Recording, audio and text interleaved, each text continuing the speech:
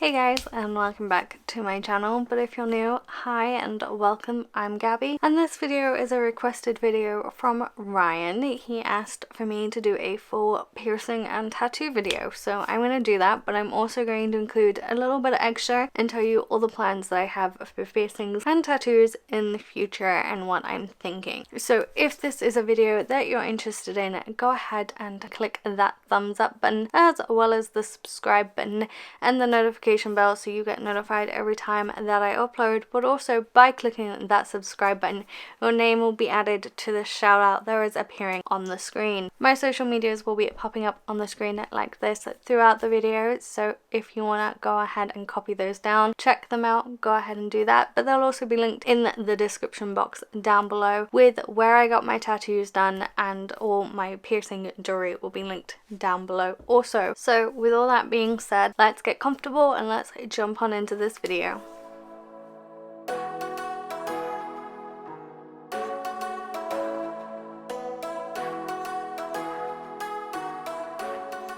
So as I said in the intro, this video was requested by Ryan. Here's his comment and my reply. I do have videos on a couple of pieces, I think this one and my Daith piercing, so I'll have those linked up above and down below for you guys if you want to see the original videos on these two. But this is just going to be a quick tour through all my piercings, all my tattoos, and a little bit of backstory. And then in the next section we will be talking about future plans. I only have 2 future plans for piercings and then a little bit more for tattoos, but we'll get back into that in a little bit. So let's start with my piercings because I actually have more of those than I do tattoos.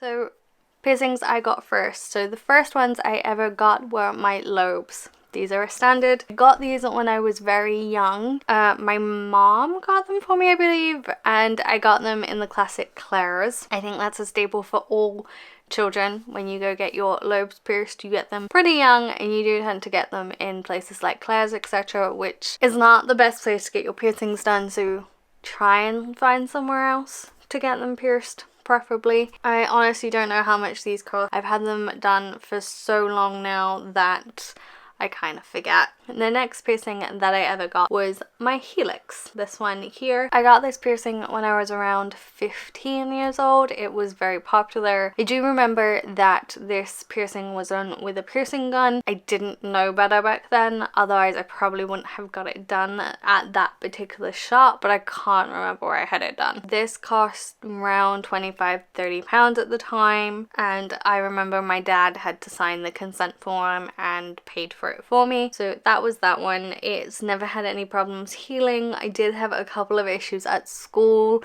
because I was still in school. They weren't happy about me having it in, but those things happen, and my dad very quickly pointed out that if teachers were allowed them, students should be allowed them. Otherwise those rules should be blanketed, and funnily enough, I never heard about it again. But don't follow my example and don't try what my dad did, because I don't think it would work now. The next piercings that I got were my upper lobes, or my second lobe piercing. I know they're officially called the upper lobe. So I had these done pre-pandemic, and they cost £45–50. I paid for them myself. Again, can't honestly remember where I had these done. It was a while back. Out of the two, weirdly enough, this ear, my left ear, had more healing issues than my right did, and if I forget to do a quick cleaning, I try and clean all my piercings. Obviously my newer ones get cleaned all the time, but once they're healed I try and clean them once, twice a month. So if I forget, this piercing does tend to struggle a little bit more. I am keeping on top of that. And then lastly is my Daith. So this one got done this year on the 5th of July. I do have a video, as I said, linked in the iCard and down below for you guys. This one is still healing, so I am cleaning it a lot more than my other piercings. It is just a plain bar right now, but I will change it when I can to like a pretty hoop or something. Other than 2 small piercing bumps, which are kind of normal to get, particularly in cartilage piercings,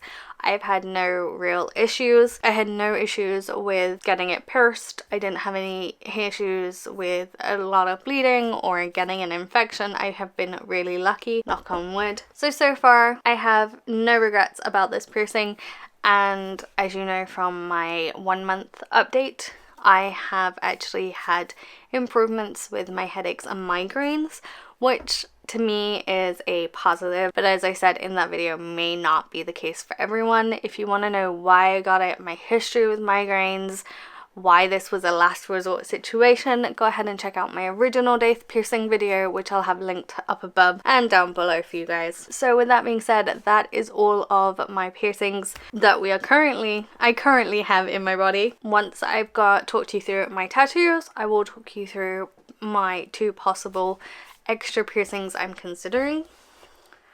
So let's move on to tattoos. I'm going to go in order of which I got them, just because it will be easier. So the first ever tattoo I got, I was 20, and it is on my ribs, like just below my bottom rib area. It is angel wings in the shape of a heart. I got this tattoo for my grandpa Jeff. I do need to add to this tattoo, I need to add the writing to it, which I will do some point in the future. I just never got around to adding at the time, partially because I didn't tell anyone I was getting it, so I didn't want it to be obvious who it was for at the time. Now that everyone knows, I want to add the writing to it. That was my first ever tattoo, and that cost me £60 at the time. My second ever tattoo is my wrist tattoo. This is the one you will see pretty often. This one and this one. This is a wrist tattoo. This cost me £50, I believe it was at the time, and this is for my little brother, and it says love, with the O being a puzzle piece. Now I know there are quite a lot of adults in the autism community that don't like the puzzle piece, and I fully respect that. The reason I got the puzzle piece has nothing to do with the autism symbol. It has everything to do with my little brother loves puzzle pieces, and he really loves the particular colors I got, so that's why I got that like that. Will I get another autism tattoo that is a bit more universal? Probably in the future, but for right now this was fully for my little one, my little brother, and I love when I wake up to it in the morning and I see it, and my little brother loves to trace the little puzzle piece because he knows it's for him. That was my second tattoo, and I got that 6 months after I got my first tattoo. My third tattoo is one that you guys I don't think have ever seen, and it is my monkey sitting on a plane holding a cocktail. Now, we don't really think any of my family like this tattoo, but I don't mind. So I got this one with a friend. It is a matching tattoo. They are slightly different because of the people tattooing them at the time, and this one I want to say was 75, around there, and we got these to celebrate her 19th and my 21st. We went away to Greece together and we had an amazing time, and when we were getting drinks we got those like plastic monkeys in them, and we collected them for a while we were on holiday, and they are just little special memorial tattoos. This was my impulse tattoo, the one that everyone says you later regret, and as of right now I have absolutely no regrets. I look at it with such fun memories. It did kind of start out as a joke. We kind of jokingly said we should get monkey tattoos when we were a little bit tipsy, and we did hold off and wait till we were back in England to get our tattoos, but I don't regret it, and I love where it is because I can hide it, I can show it off if I want to. It very much is a personal tattoo. And my most recent tattoo, the one that you probably see the most in these videos, even if it's just the top of it, is my stitch tattoo. Now this one I did a whole video on, so I will have that also linked in the iCard and down below for you guys. This is also my biggest tattoo. This was also my most expensive tattoo, so this cost me $200 and it was done in one sitting. It was really easy. I loved the tattoo artist that does it. She'll probably be the person I go to the most. I will have her Instagram linked down below. Everyone in my family love it. It is a watercolor tattoo, which is my tattoo artist's speciality, and I do have plans for what will go around it because right now it just sits there while it's lonesome. Okay, so now we have talked about all of my piercings and tattoos that are currently in or on my body, and we are going to talk about future plans for piercings and tattoos.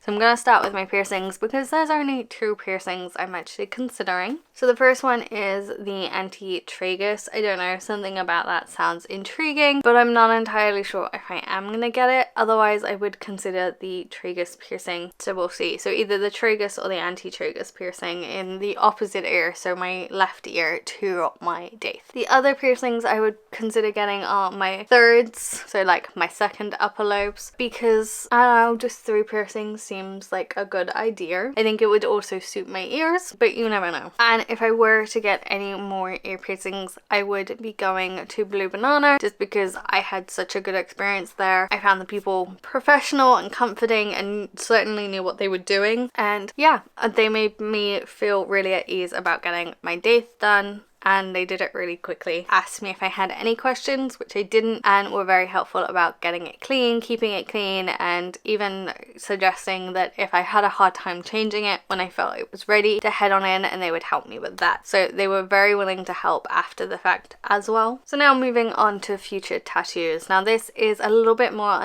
of an extensive list, and I'm going to start with Disney tattoos, and the reason for that is because I want it to go with Stitch here and now. If I did choose to get a lot of Disney style inspirational tattoos, I would get what they call a half sleeve or something like that. So I'd only have tattoos coming from like my elbow upwards, and the reason for that is because I enjoy having my lower arms only having the autism one on show. Obviously I said earlier in this video that if I got another autism piece, which I probably would, it would probably go on my lower arm here with my current autism inspired piece, but my Disney ones I would like all up here with my Stitch one. So the first Disney tattoo that I am considering is a Beauty and the Beast inspired rose and chip tattoo, preferably together. The next one is Eeyore. Growing up I loved 2 things. One was Barney and one was Eeyore. Eeyore was always my favorite Winnie the Pooh character. I don't know, just something about him, and I still adore Eeyore. I have Winnie the Pooh behind me, but I do have multiple Eeyore things, including a onesie that is inspired or is an Eeyore onesie. The next would be a Minnie Mouse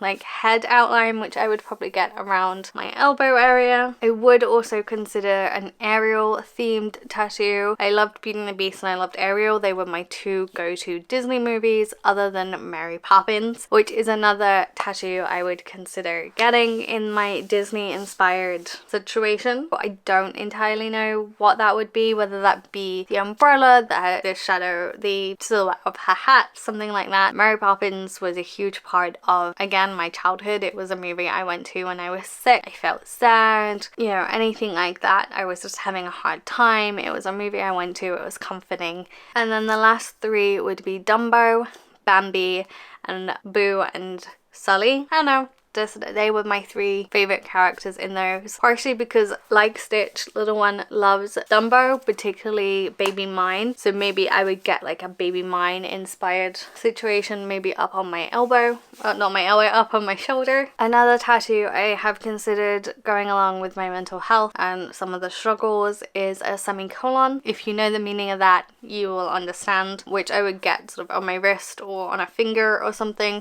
small, something for me. And the next thing I would consider as a paw print, a specific paw print from my puppy Dory. She is named after finding Nemo and Dory. If you didn't know, in 2020 during Vlogmas my puppy got really sick and we thought we were gonna lose her, so I have a paw print set that I'm gonna do with her in it, so I'm gonna keep it and I'm going to at some point get that paw print tattooed on me. I don't entirely know where, but somewhere, because God forbid we ever lose her. I want to be able to have something always. Her unique paw print would mean the world to me. So the next 2 are movie inspired. So the first one is Marvel, specifically the Black Widow, something like that. I love that movie. I love that character, everything she stands for. So something like that would mean a lot. I'd probably have that sort of on my legs, possibly. my upper arm. And the other one is Harry Potter ridiculous. It's a word that I think of when I'm struggling and it tends to make me smile. I want the written word. So again, probably sort of on the inside of my arm, somewhere along there. And then onto two of my meaningful tattoos. One is a performance style, maybe dance shoes, something like that. I was a performer for a very long time. I still dance. I still like to sing and dance and all those things. I would still class myself as a performer, but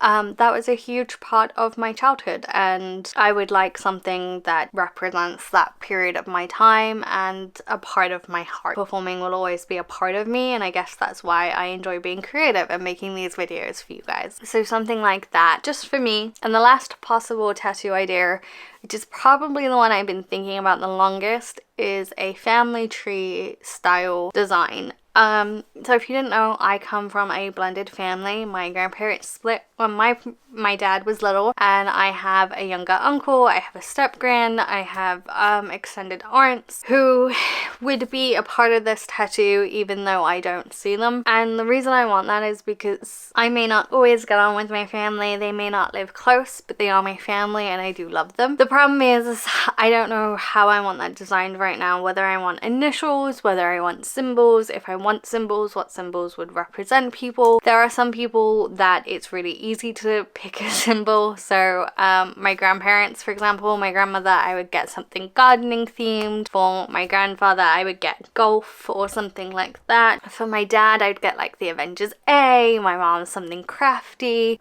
For my younger uncle, I would get maybe something dinosaur themed or something like that. For people like my step grandmother, for my older uncle Greg, I truly don't know what I would get for them because I don't know what would represent them in my life, if that makes sense. But then getting initials, there's a lot of us with the same initials. So I've got, my initials are GRT, and then my uncle is GST. There's my other uncle who's JAT, and then there's my dad who's AJT. So there's just a lot of repeat initials. So I don't know. And then I wouldn't entirely know how to represent my aunts either, on my mom's side, because I don't know them and we're not that close. And there was also this running thing about my mom's mom, and I never grew up with her.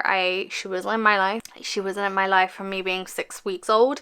So I wouldn't know, I wouldn't feel comfortable having her on, a symbol of her on my body. Whereas my grandfather, who died long before I came into this world, my grandpa even, I would want something on my body for him, and finding the right symbol would be hard. So it's just finding the right dynamic and the right thing for me that would represent everyone without causing too many issues. So both my parents are very supportive of the family tattoo and are trying very much to help me. This piece would be the biggest, so it would have to go on like a thigh or my back, which is fine, but I just haven't made any set plans and I'm not ready to commit to something I'm not fully fleshed out with yet. So that piece again will probably end up being bigger than my stitch tattoo and probably going to be my most expensive piece.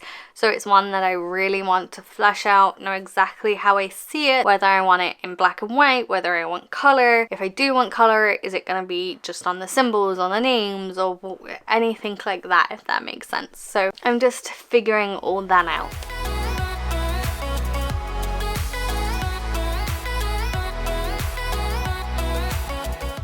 If you got to the end of this video, thank you very much. I know it might have been a long one, so I am sorry. If you want to know more about any of my current tattoos, plans for future tattoos or piercings, leave a comment down below for me, guys. I will get back to them as quickly as I can. Also, click that subscribe button so you get notified every time that I upload. Also, so your name appears in this shout out. But also don't forget to hit that thumbs up button because it lets YouTube and me know that you like this content, but it also tells me that you want me to make more of this style content, including videos about me getting pierced or tattooed, if that is something you're interested in. If I have forgot or I didn't mention something in this video that you want to know, whether that be what jewelry I have in, the style of jewelry I'm wearing, whether you want to know where I got pierced, who pierced me, leave a comment down below and I will let you know all that information.